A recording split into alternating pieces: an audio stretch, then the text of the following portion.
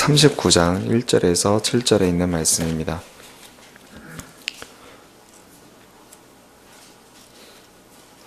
출애굽기 39장 1절에서 7절까지 말씀입니다.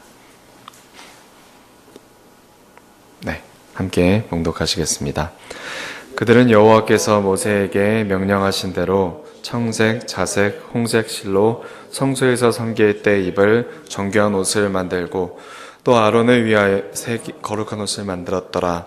그는 또 금실과 청색, 자색, 홍색 실과 가늘게 꼰 배실로 에봇을 만들었으되 금을 얇게 쳐서 오려서 실을 만들어 청색, 자색, 홍색 실과 가는 배실이 섞어 정교하게 짜고 에봇에는 어깨바지를 만들어 그 두 끝에 달아 서로 연결하게 하고 에봇 위에 에봇을 매는 띠를 에봇과 같은 모양으로 금실과 청색, 자색, 홍색 실과 가늘게 꼰 배실로 에봇을 붙여 짰으니 여호와께서 모세에게 명령하신 대로 하였더라.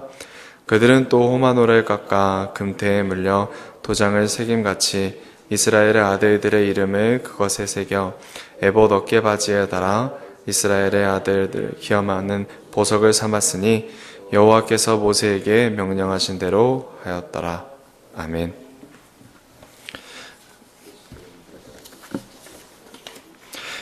추운 겨울이 이제 거의 막바지에 온 것 같습니다. 네, 그래서 아침 저녁으로는 발바람이 쌀쌀하긴 하지만 따뜻한 날씨에 주님을 더욱더 귀 기울이시는 하루가 되었으면 좋겠고요.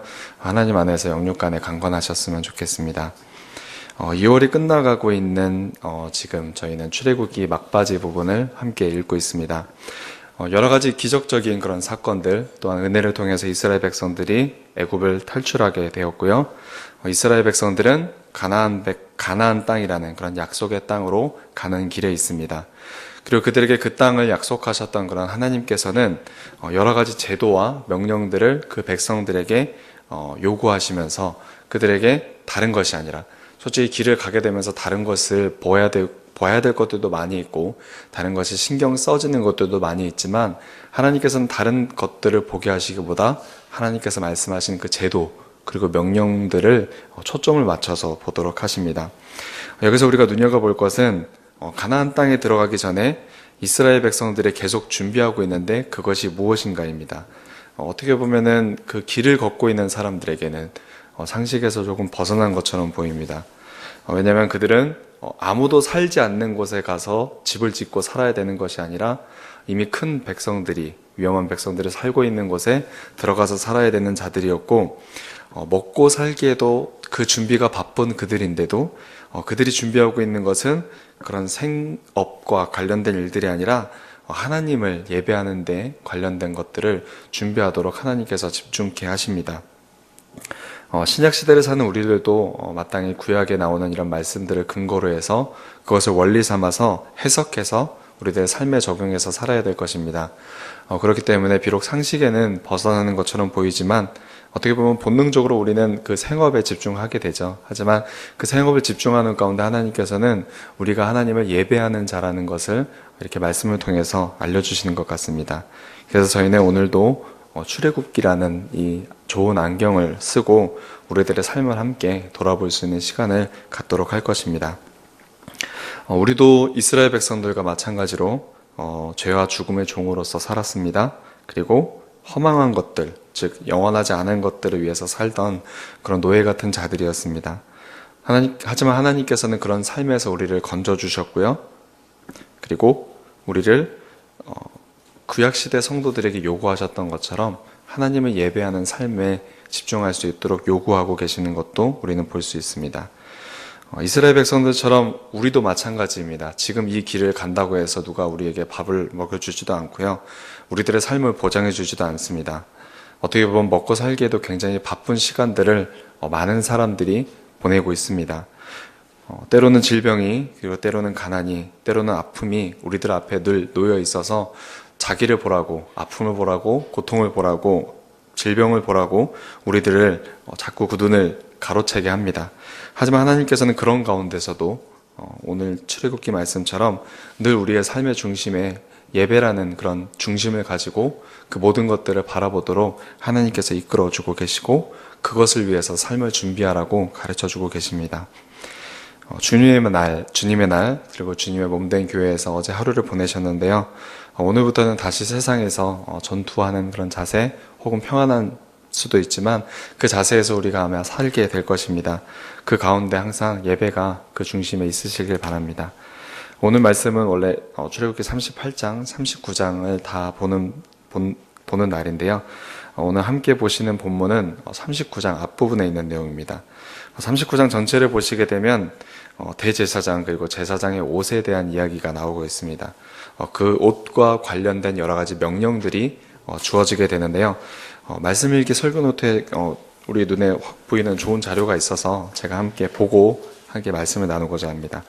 설교 노트 22페이지 함께 보시면 대제사장의 의복이 그려져 있습니다. 1절 말씀처럼 이스라엘 백성들은 하나님의 명령을 따라서 청색, 자색, 홍색 실로 성소에서 섬길 제사장을 위해 옷을 만듭니다. 이렇게 보시게 되면 여기는 흑백이기 때문에 이렇게 잘 드러나진 않지만 이렇게 얼룩얼룩 떠 있는 이것이 바로 에봇입니다. 청색, 자색, 홍색 실로 아름답게 엮어서 지은 이 옷인데요.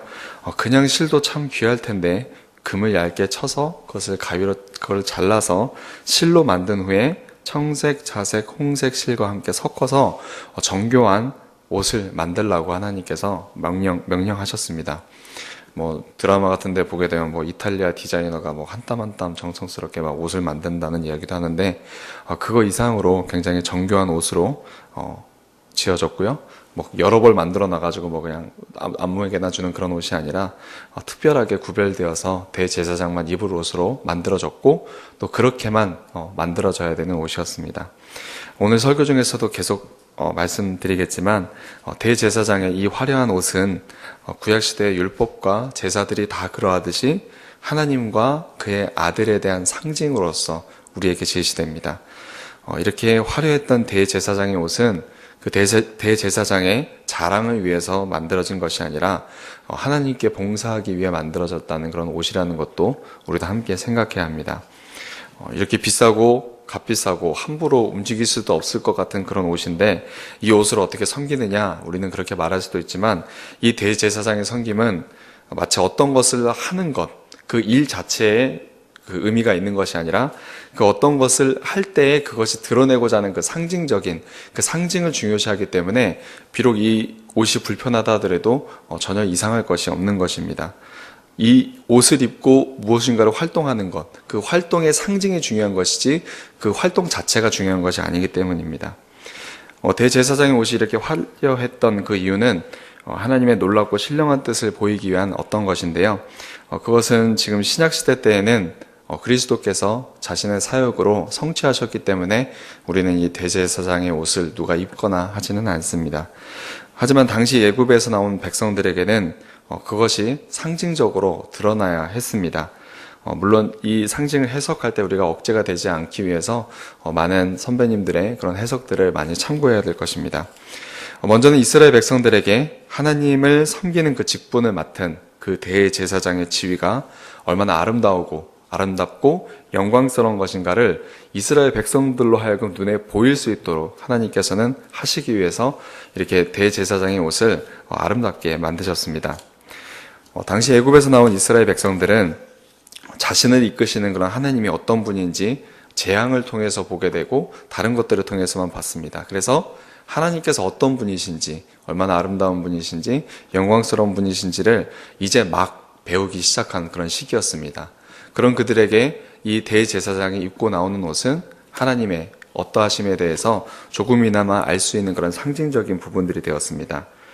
그런 그들에게는, 왜냐하면 아직 그들은 계시가 온전히 드러나지 않았잖아요. 예수 그리스도가 오심으로써 계시가 완전히 드러나기 때문에, 그것이 온전히 드러나지 못했기 때문에 만약에 그냥 자신들과 일반적으로 비슷한 한 사람이 나와서 비슷한 옷을 입고 예배를 집례하고 예배를 이끌었다면 눈으로 보이는 것으로 믿을 수밖에 없는 그런 연약한 그들이었기 때문에 별 특별한 부분 없이 제사를 이끄는 그 대제사장을 바라봤을 것이고, 그 대제사장이 섬기는 그런 하나님에 대해서도 어떻게 보면 별 특별한 마음이나 경외심이 없이 그를 바라봤을 것입니다. 대제사장을 향한 대우는 물론이고 그의 인도를 따라 예배를 드리면서도 하나님을 경외히 여겼을 것입니다. 그런 그들을 위해서 하나님께서는 대제사장의 옷을 오늘 이 보이는 이 그림처럼 특별하게 구별을 해주셔서 정교하게 짓도록 하셨고, 특별히 아름답게, 특별히 영광스럽게 그들의 눈앞에 드러날 수 있도록 하셨습니다. 물론 구약시대의 이스라엘 백성들은 하나님의 명령을 따라서 에봇을 만든 것입니다. 하나님의 명령에 따라서 에봇을 귀하고 영광스럽게 만들었습니다. 하지만 신약시대 때에는 그것이 특별하게 드러나는 것이 허락되지 않은 것을 우리는 알 수 있습니다. 하지만 이단이나 사이비 교주 같은 경우를 보게 되면 특별한 옷을 입으려고 굉장히 애쓰죠. 그러면서 자신이 다른 목사들이나 다른 교회와 다르다는 것을 드러내기 위해서, 자신의 특별함을 드러내기 위해서 애쓰기 위해 옷을 특별하게 만들기도 합니다. 하지만 저희는 2000년 전 이미 이 땅에 오신 그리스도 예수가 있기 때문에, 그분을 우리가 만났기 때문에 우리는 특별한 옷으로서 우리를 치장해서 하나님이 이렇게 영광스럽습니다, 하나님이 이렇게 아름답습니다를 드러낼 필요가 없는 것입니다. 왜냐하면 그리스도 예수님은 눈에 보이는 것으로는 절대로 표현할 수 없는 그런 영광과 아름다움으로 지난 2000년 전에 우리에게 나타나셨기 때문입니다. 그리고 말씀을 통해서도 지금 계속해서 계시해주고 계시고, 성령을 우리 안에 주심으로써 그분이 얼마나 아름답고 영광스러운지를 알려주고 계십니다. 여러분들에게 특별히 어떤 목사나 어떤 다른 사람들이 영광스러운 옷으로서 이렇게 입어가지고 여러분들에게 상징으로 보여주지 않아도, 여러분들은 이미 말씀으로, 그리고 성령으로 여러분들은 예수 그리스도께서 얼마나 영광스러우시고 아름다우신지를 다 믿고 계시잖아요. 하지만 이때는 그런 계시가 온전하지 못했기 때문에, 또한 그 안에 증거하시는 분도 계시지 않으셨기 때문에 그들에게는 이런 상징들이 필요했던 것입니다. 하지만 우리는 이미 말씀으로 증거가 되었고, 성령님께서 우리 안에서 계속해서 증거하시기 때문에 그분의 아름다움, 그리고 그분의 영광스러움을 이렇게 말씀을 통해서 확인하는 것만으로도 우리는 다시 되새길 수 있는 것입니다. 또한 5절에 보시게 되면 에봇을 매는 띠가 나오게 되는데요.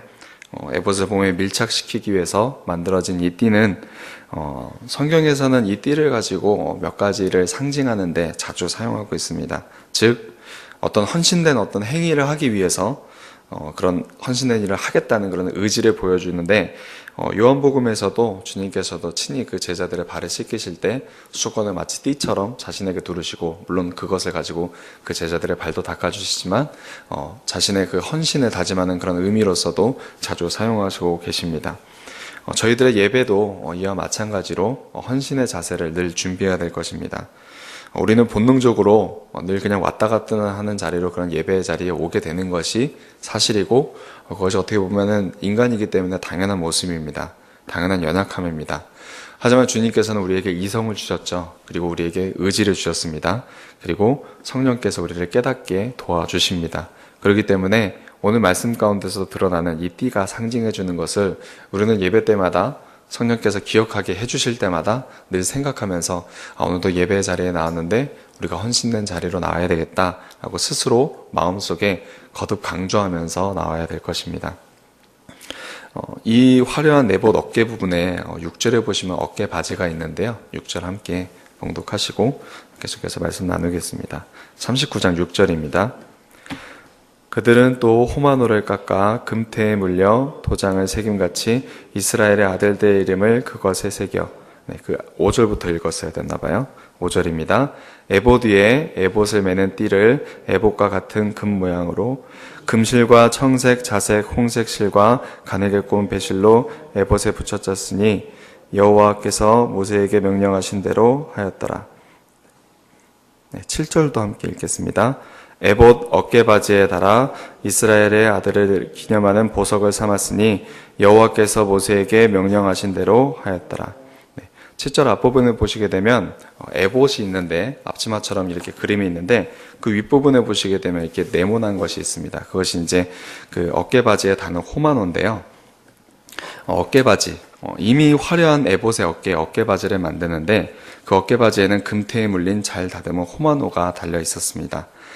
그것에는 이스라엘, 야곱의 아들들, 그 지파들의 이름을 도장처럼 새겨서 이스라엘 아들들을 기념하게 했다고 7절에 기록되어 있는데요.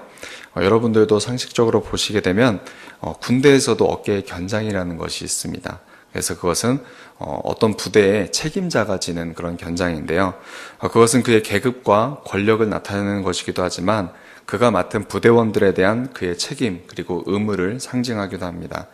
어깨에 견장을 달았다는 것은 그가 자기 부대원들을 마음대로 부릴 수 있다는 그런 권력을 말하는 것이 아니라, 그것뿐만이 아니라 그 부대원들의 목숨을 그가 좌우하면서 그들을 보호하고 그들을 책임지는 일이 그 견장을 단 사람에게 있다는 것을 우리는 알게 됩니다.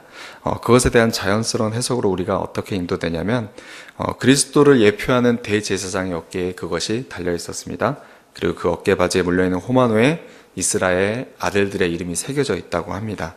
그것은 당시 육체적인 그런 이스라엘 백성들이 그 대제사장에 의해서 죄가 짊어져지고 그들을 위해 제사를 드리며 속죄에 대한 책임과 의무가 그 대제사장의 어깨에 짊어져 있었듯이 영적 이스라엘인 우리의 죄를 두 어깨에 짊어지시고 우리의 죄가를 도말하셔서 우리를 맡아주시고 보호해주시고 하나님 앞에 서는 그날까지 우리를 인도해주시는 그 그리스도의 직분이 어떠하심을, 그분이 우리를 책임지시고 우리를 함께 하시는 그런 의무를 띠고 계신다는 것을 우리는 이 어깨바지를 통해서도 깨달을 수가 있습니다. 또한 그 에봇만으로도 우리는 굉장히 화려하다는 것을 알게 되었었는데요. 하나님께서는 명령으로 그 에봇에 흉패를 정교하게 짜서 붙이도록 하셨습니다. 홍보석, 황옥, 녹주옥, 석류석, 남보석, 홍마노, 호박, 백마노, 자수정, 녹보석, 호마노, 벽옥이라는 그런 귀한 보물들을 금태에 물려서 단단하게 꿰어가지고 만들어 가슴에 붙이게 하셨습니다. 여기서 조금 중요한 구절이 14절인데요. 저희가 함께 읽진 않았었지만 14절을 함께 봉독하시고 같이 말씀 나누겠습니다. 39장 14절입니다. 이 보석들은 이스라엘의 아들들의 이름 곧 그들의 이름대로 12이라 도장을 새김같이 그 12지파의 각 이름을 새겼으며, 이 보석들은 이스라엘의 아들들의 이름을 새긴 것으로 사람의 중심 그리고 그 마음의 뜨거움을 상징하는 가슴에 그 흉패를 붙이도록 하였습니다. 영원한 대제사장이신 예수 그리스도와 그의 영적인 백성인 우리의 관계가 어떠함을 그 흉패가 우리에게 그 대제사장에게 붙어 있음으로써 우리에게 상징적으로 알려주시려고 하시는 건데요. 이미 에봇으로 그 옷은 충분히 화려하고 영광스러운 모습입니다. 이미 충분하게 화려하고 영광스러운 에봇이기 때문에 굳이 그 위에 무엇을 덧대지 않아도 충분히 아름다울 것입니다. 하지만 굳이 붙이지 않아도 될 것 같은 그런 보석을 그 에봇 위에 흉패로서 붙이게 하십니다. 그것은 그리스도께서 우리를 보석같이 귀히 여기신다는 것, 그 보석들이 이스라엘 백성들을 상징한다 그랬잖아요. 그것처럼 주님께서 우리를 보석같이 귀히 여기신다는 것을 알려주기 위함이고, 우리를 자신의 아름다움에 동참하게 하시면서 세상에서 우리가 어떤 모습을 하고 있더라도, 비록 지금 우리가 눈에 보이기에는 성도들이 또 당시 애굽에서 나온 이스라엘 백성들의 모습이 다른 백성들이 보기에는 비록 비천하고 고난당하는 것처럼 보이고 힘들어 보이지만, 하나님께서는 그들을 귀히 여기시고 보석처럼 귀히 여기시면서 그들을 아름답게 여기신다는 것을 우리는 이 흉패가 상징하고 있는 것을 통해서 알 수가 있습니다. 우리를 자신의 아름다움에 하나님께서 예수 그리스도의 흉패를 보이게 하심으로써 동참하게 하신다는 것을 알려주시는 것입니다. 고난당하는 우리가, 인내하는 우리가 얼마나 하나님께 사랑스럽고 아름답고 영광스러운 존재인지를 알려주시는 것입니다. 우리를 통해서 영광 받으신다는 것도 그 흉패를 통해서 우리가 생각해 볼 수 있습니다. 또한 가슴에 붙인다는 것, 그것을 강조하고 있는데요. 그것은 또한 우리 마음 중심에, 우리는 마음 중심에 하나님을 생각하지 못할 때가 많이 있어요. 하지만 하나님께서는 늘 자신의 그 마음 중심에 우리를 품고 계시고 불타는 듯한 그런 뜨거운 사랑으로 우리를 품고 계시는데 같이 기뻐하시고 같이 슬퍼하시고 같이 아파하신다는 것, 그것을 우리에게 알려주시기 위해서 그 가슴팍에 붙여 있다고 많은 주석가들이 설명해 주고 있었습니다. 또한 흉패를 가슴에 단단히 고정시켜서 가슴에 떨어지지 않게 하셨듯 예수 그리스도께서는 우리를 그 하나도 떨어지지 않도록 그 금태로 꽉 꿰매서 우리를 가슴팍에 붙이고 계신다는 것도 우리들에게 하나님께 붙어있는 우리들의 견고함이 얼마나 견고한 것인가를 알려주시기 위한 것이기도 합니다. 이런 깊은 의미가 담겨있는 그 대제사장의 옷입니다. 이것을 만들어서 광야를 걷고 있는 그 이스라엘 백성들에게, 그리고 가나안에 들어가면서 많은 민족들과 싸우게 될 그 이스라엘 백성들에게 눈으로 보여서 계속해서 알려주시는 것입니다. 너희들 지금 열심히 싸우면서 힘들기도 하고 괴롭기도 하지만 나는 너희들을 아름답게 여겨서 너희들은 내 가슴팍에 항상 품고 살고 내가 너희들을 든든하게 붙잡고 있는 자이라는 것을 늘 그 대제사장을 바라보게 하시면서 예배를 드리는 가운데, 제사를 드리는 가운데 대제사장의 흉패를 바라보게 하면서 이스라엘 백성들의 믿음을 견고하게 하셨던 것입니다. 그것과 마찬가지로 우리는 예배를 드릴 때 눈에 보이는 것은 다른 것이 많이 보일 겁니다.